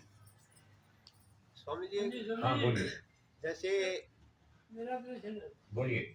आज से कई साल पहले मेरे एक मित्र ने कहा भी स्वर्ग की इच्छा करना खुदगर्जी है। किसकी इच्छा करना? स्वर्ग की। स्वर्ग की, हाँ ठीक है, खुदगर्जी है, राइट राइट। खुदगर्जी है। हाँ, इस जन्म में इसको कर्म करते हुए अगले जन्म में मनुष्य की योनि की इच्छा करना ये उससे ज्यादा अच्छा है। ये खुदगर्जी नहीं है।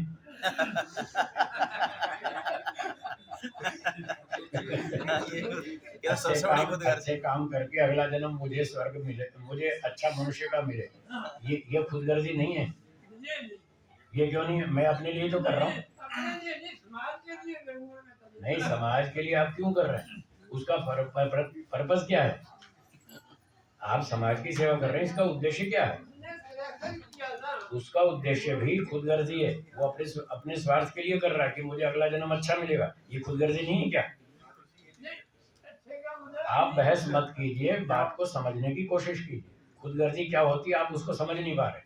स्वार्थ होगा जो मुझे मान प्रतिष्ठा खुदगर्जी का मतलब है अपने लिए काम करना, अपने लाभ के लिए काम करना। इसको आप उर्दू में खुदगर्जी कह दो, हिंदी में स्वार्थ कह दो, एक ही बात है। तो ये भी तो स्वार्थ है ना कि मुझे अगला जन्म अच्छा मिले, ये मेरा स्वार्थ नहीं है। अब बात को समझिए। अब और सुनिए, और सुनिए। कोई भी जीवात्मा स्वार्थ से रहित नहीं है। वेदों का सिद्धांत ये है, ऋषियों का सिद्धांत ये है, जीवात्मा स्वभाव से स्वार्थी है। हाँ बोलिए, क्या मैंने बोला? जीवात्मा स्वभाव तो उसकी रग रग में घुसा हुआ है। वो कब छूटेगा? छूट ही नहीं सकता, असंभव है। वो तो उसका स्वभाव है। तो लोग शास्त्र पढ़ते नहीं, न्याय विद्या जानते नहीं, तर्क वितर्क आता नहीं करना, ऐसे खाम खा बोले जाते हैं। और फिर हम समझाना चाहते हैं, फिर समझते भी नहीं। स्वार्थ तो जीवात्मा का स्वभाव है बाय डिफॉल्ट। ये तो अनादिकाल से उसमें है और अनंत काल तक रहेगा, कभी हटेगा ही नहीं। इसको और सुनिए, समझ में आएगा कैसे है। स्वार्थ किसको कहते हैं? स्व अर्थ, अपने लिए काम करना, अपने लाभ के लिए काम करना, इसका नाम है स्वार्थ। ठीक है। इस स्वार्थ की 3 कैटेगरीज हैं, 3 स्तर हैं स्वार्थ के। तो शास्त्रों में बताया, एक है उत्तम स्वार्थ, एक है मध्यम स्वार्थ, तीसरा है निकृष्ट स्वार्थ।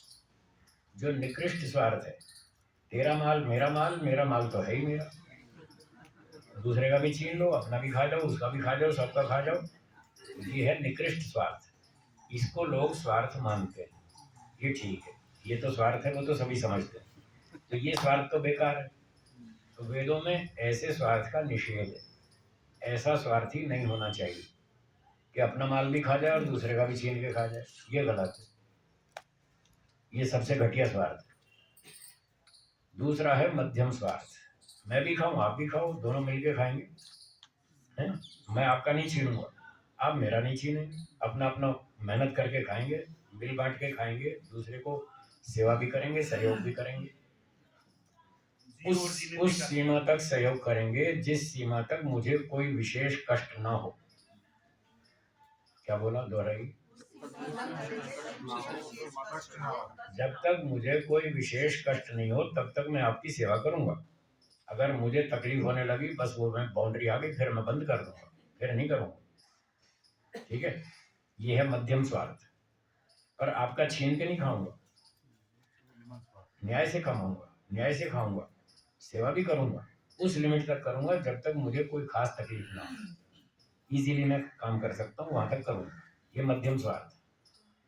तीसरा है उत्तम स्वार्थ, मुझे भले ही कष्ट हो जाए, कोई परवाह नहीं, पर आपको दुख नहीं दूंगा, आपकी सेवा करूंगा, आपके लिए मैं कष्ट उठा के भी आपको सुख दूंगा। ये उत्तम स्वार्थ है। ये भी स्वार्थ है। क्यों मैं कष्ट उठा रहा हूँ, क्यों मैं आपकी सेवा कर रहा हूँ? मुझे मोक्ष मिलेगा इसलिए कर रहा हूँ। आप 1 महीना घर से बाहर रह के देखो, 1 महीने बाद जब घर लौटेंगे ना तो क्या कहेंगे? अब तो जी सा आ गया। हरियाणा में कहते हैं जी सा आ गया, तो अब तो शांति मिलेगी, अपने घर आ गए। ठीक है ना? जब अपने घर आते हैं तो कितनी शांति मिलती है।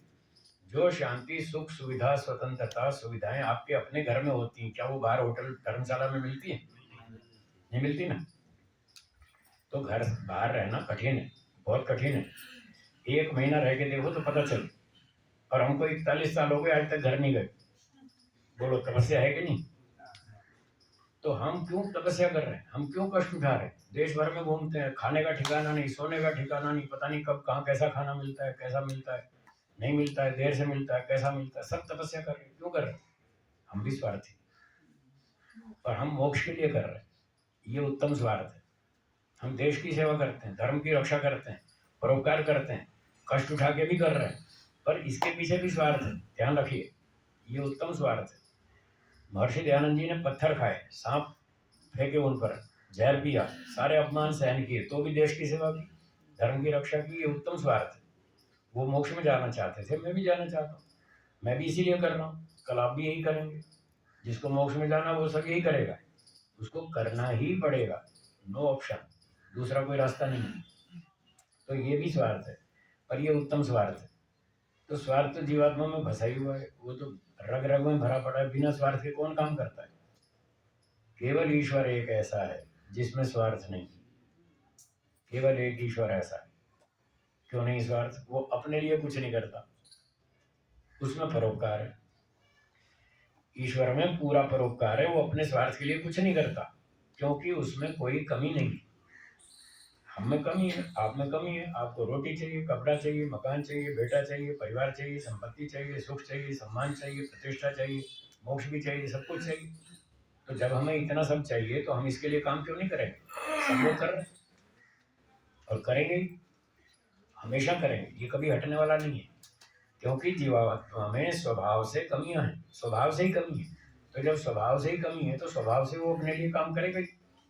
इसलिए जीवात्मा का स्वभाव कभी ना छूटा, ना छूटेगा, ना कभी आज छूट रहा, वो तो सदा ही रहेगा, बस स्वार्थ के लेवल में अंतर है। तो वेद ये कहता है कि उत्तम स्वार्थी बनो, सेवा करो, परोपकार करो, ये परोपकार मोक्ष का प्राप्ति का साधन है। तो इस प्रकार से परोपकार करके मोक्ष में जाओ, वो भी तो स्वार्थी है, पर ये अच्छा स्वार्थ, ऐसे तो बनो। और अगर इतने नहीं बन सकते तो मध्यम स्वार्थी बनो, वहां तक भी ठीक है। आप भी खाओ, मैं भी खाऊं, प्रेम से खाएं, न्याय से जिएंगे, अन्याय नहीं करेंगे, तुम्हारा छीन के नहीं खाएंगे, यहाँ तक भी इंसानियत ठीक है। वे दो चीजों का समर्थन करता है, तीसरी का समर्थन नहीं करता कि अपना भी खा जाओ दूसरे का भी छीन लो, ये गलत काम है, इसको मना करता है वेद। तो ये है स्वार्थ की व्याख्या। अब आपको समझ में आ गई?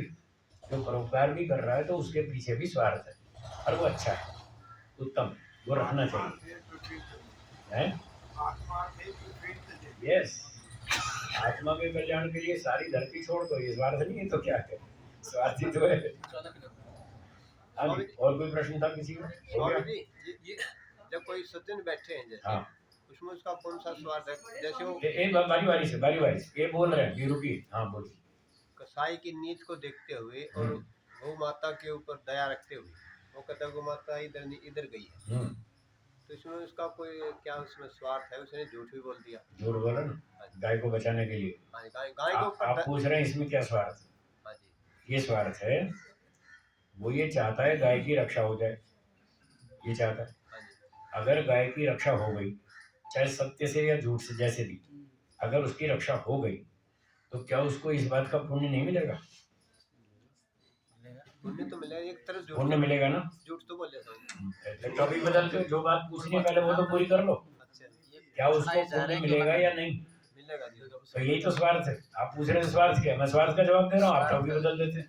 इनका भाव पूछने का गलत दूसरा है कि वो सत्य नियम का पालन नहीं किया, ये कहना चाह रहे हो ना? ये टॉपिक मत बदलिए। आपने पहले एक प्रश्न पूछा, उसका उत्तर तो सुन लो पहले। आपने पूछा था इसमें क्या स्वार्थ है, मैंने कहा ये स्वार्थ है कि उसको पुण्य मिलेगा, एक उत्तर पूरा हो गया। अब अगला सवाल पूछिए कि उसने झूठ बोला, अब उसका उत्तर है कि उसको पाप भी लगेगा, ये उत्तर है। पुण्य भी मिलेगा, पाप भी मिलेगा, दोनों मिलेंगे, ये मिश्रित कर्म। झूठ बोला उसका दंड मिलेगा, गाय की जान बचाई उसका पुण्य मिलेगा। स्वार्थ कैसे नहीं है? स्वार्थ तो है ना उसका, पुण्य के स्वार्थ से ही तो उसने ये गाय की जान बचाई, ये तो क्यों बचाता? नियम का तो उल्लंघन हुआ है ना गुरु? वो हो गया, वो तो मैं स्वीकार कर रहा हूँ, झूठ बोला उसका दंड मिलेगा, मिश्रित कर्म हो गया। ये मिश्रित कर्म। लोग इसको 100% शुद्ध मानते हैं, ये उनकी भ्रांति है। जो झूठ बोलते हैं, झूठ बोलना चाहते हैं, झूठ का प्रचार करते हैं, वो ऐसी बातें करते हैं कि नहीं साहब गाय की जान बचाने के लिए झूठ बोलना चाहिए। ये तो उन मूर्खों की बातें हैं जो शास्त्र को नहीं जानते, ठीक से समझते नहीं, झूठ मानते हैं, झूठ बोलते हैं, झूठ का समर्थन करते हैं और झूठ को चलाना चाहते हैं। ये उन लोगों की बातें हैं, ये ऋषियों की बातें नहीं है। इस उदाहरण के बहाने अपनी झूठों का समर्थन बचा लेते हो, यही तो कह रहा हूँ। तो मैंने एक को कहा, ऐसे कह रहा मैंने कहा ठीक है, जब कसाई आए तब बोल देना, बाकी सब तो बोल ली। हाँ, बाकी तो सच बोलो, कौन से हो? वो वहां भी झूठ बोलता है, जहाँ ये समस्या नहीं है वहां भी झूठ बोलता है, इसी बहाने से कि साहब हाँ ऐसे ऐसे अवसर पे झूठ बोलना चाहिए। पहले वो गाय की जान बचाने के लिए झूठ बोलेगा, फिर वो छोटी छोटी बातों में झूठ बोलेगा, लाइसेंस मिल गया। फिर उसकी आदत पड़ जाएगी, उसको लाइसेंस मिल गया झूठ बोलने का, फिर वो हर जगह झूठ बोलेगा, तो वो पाप कमाएगा। फिर गुरु जी बचपन में जो श्लोक पढ़ाया जाता है संस्कृत में, सत्यम ब्रूयात प्रेम ब्रूयात, तो फिर निराधार है। हाँ, वो गलत। वो फिर बेकार हो जाएगा ना। सच बोलो, सत्यम मीठा ब्रूयात बोलो, प्रेम न ब्रूयात सत्यम अप्रियम, अप्रियम। लिखा है ना। और स्वामी जी अगर अप्रियम ज्यादा तगड़ा सत्यम होगा तो वो झूठ भी नहीं बोलेगा। है। ज्यादा तगड़ा व्यक्ति हुआ तो वो झूठ भी नहीं बोलेगा और गाय भी नहीं कटने देगा। हाँ, तो उसका भी तरीका है। अगर बलवान होगा और कसाई तो कोई कर झूठ नहीं देगा बोलेगा और कसाई से कहेगा बस ऐसा। आओ अखाड़े में, कपूर सिंह ने किया। पहले हमसे दो हाथ कर लो, फिर गाय को भी देखना। वो गाय की जान भी बचा लेगा और झूठ भी नहीं बोलेगा, मजबूत होगा तो ऐसे बात करेगा। ऐसे लोग हैं, अभी भी हैं, आज भी हैं, जो गौ रक्षा दल वाले आज भी ये काम करते हैं। उनको ट्रक पे ट्रक पकड़वाते हैं, उनको ठोक ठोक के पुलिस स्टेशन भेज देते हैं। आज भी ऐसे लोग सच बोल के काम करते हैं। आचार्य भगत फूल सिंह जी भी ऐसे ही। जी जी, बहुत सारे लोग। हाँ जी, और कोई आखिरी प्रश्न? समय हो रहा है। हाँ माता जी बोलिए। स्वामी जी, जैसे बड़े स्वामी जी कहते थे कि अभी मेरे रोग में थोड़ी कमी है, ध्यान देना चाहिए, तो आपको किस तरह मेरे लिए पूछ रहे हैं मेरी कितनी कमी है? मेरी भी कमी है, गुरुजी के पीछे पीछे हूँ, उनसे आगे नहीं, मैं उनके पीछे पीछे हूँ, थोड़ा ज़्यादा लगेगा। ठीक, तो दोबारा आना पड़ेगा गुरु जी। आना पड़ेगा, एक बात, बिल्कुल आना। अगर आप बात कर रहे थे कि जो परमात्मा के वायु होते हैं वो ऋषि होते हैं, आप अपने आगे ऋषि शब्द क्यों नहीं यूज करते? मैंने क्या बोला? ऋषि की परिभाषा क्या बताई थी? जो परमात्मा से संदेश आता है वो आगे। ना ना ना, गलत गलत गलत गलत। मेरी बात को तोड़ मरोड़ के प्रस्तुत मत कीजिए, जो मैंने कहा था वही बोलिए। मैंने कहा था जो समाधि में बैठकर ईश्वर से वेद मंत्रों का अध्ययन करता है वो ऋषि है, ये कहा था। आप भी तो करते हो। मैं ऋषि अधीन, मैं अभी वेद मंत्रों को समाधि में नहीं पढ़ता, मैं अभी ऋषि नहीं बना। मैं तो साफ कहता हूँ, झूठ नहीं बोलता, सच बोलता हूँ, बहकाता नहीं किसी को धोखे में नहीं रखता, किसी को मूर्ख नहीं बनाता, जो बात जैसी है वैसी बताता हूँ। मुझे भगवान ने क्या रखा है? सच बोलो। महर्षि पतंजलि ने कहा सच बोलो। मैं झूठ बोलूंगा मुझे डंडे मारेगा, मैं डंडे क्यों खाऊंगा? और नीचे जाओ। हाँ, फिर नीचे जाऊंगा।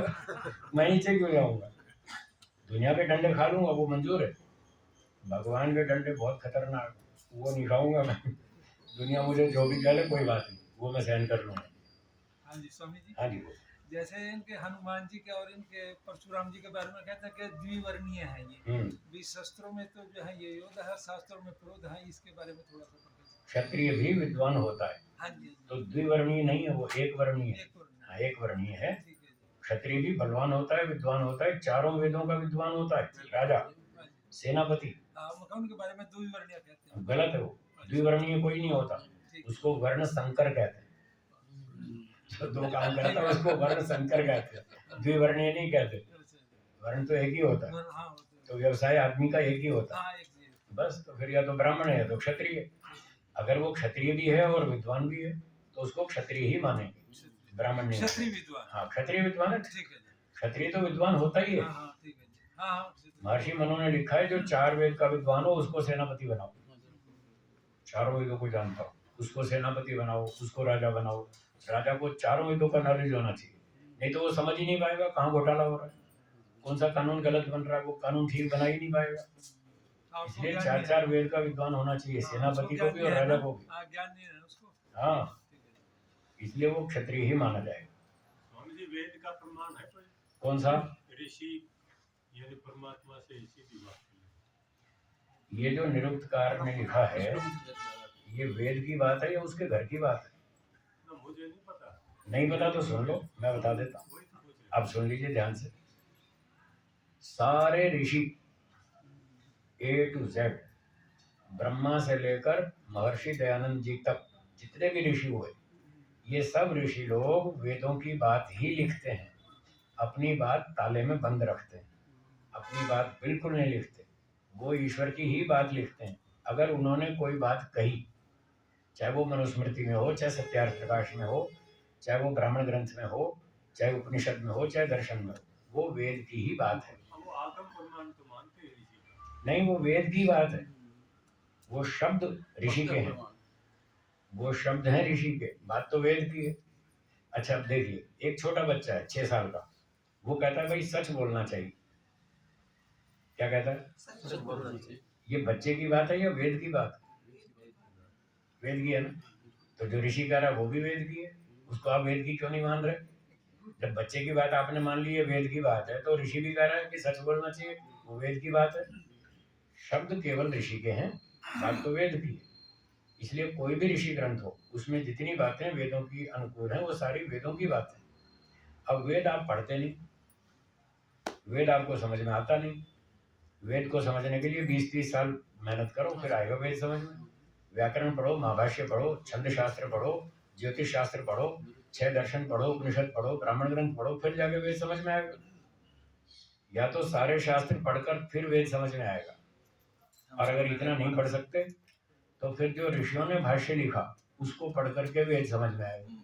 ये 2 ऑप्शन महर्षि दयानंद जी ने ऋग्वेद आदि भाष्य भूमिका में लिखे। वेदों को समझने के 2 तरीके, या तो सारे शास्त्र पढ़ो फिर वेद समझ में आए, या ऋषियों का भाष्य पढ़ो तो समझ में आए। अब इससे बाहर नहीं जाना चाहिए, इससे बाहर कोई प्रमाण नहीं, ठीक है। तो ये सारी बातें जो लिखी हैं कि जो समाधि में वेदों का अध्ययन करता है ईश्वर से, ये व्यास मुनि ने लिखा है, वो ऋषि थे, निरुक्त में लिखा है, तो वो वेद की ही बात है। बाकी जब आप वेद पढ़ेंगे तो आपको वेद में भी मिल जाएगा, बहुत सारे मंत्र ऐसे मिल जाएंगे। शांति पाठ करेंगे, समय हो गया। ओम द्यौ शांतिरंतरिक्षं शांति पृथिवी शांतिरापः शांतिरोषधयः शांतिः वनस्पतयः शांतिर्विश्वे देवाः शांतिर्ब्रह्म शांतिः सर्वं शांतिः शांतिरेव शांति सामा शांतिरेधि। ओम शांति शांति शांति। सर्वेभ्यो नमः।